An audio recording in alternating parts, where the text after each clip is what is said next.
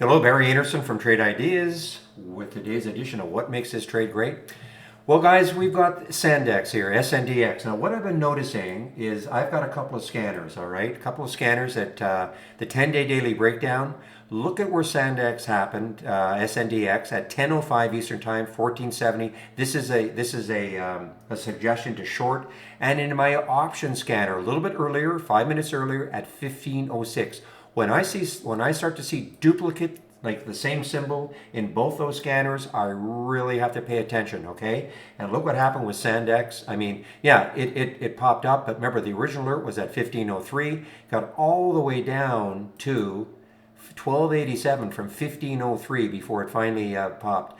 A tremendous percentage move. So if you want those scans, all you have to do is ask me for them, okay? Well, have a great weekend, everybody, and we'll see you Monday. Bye-bye.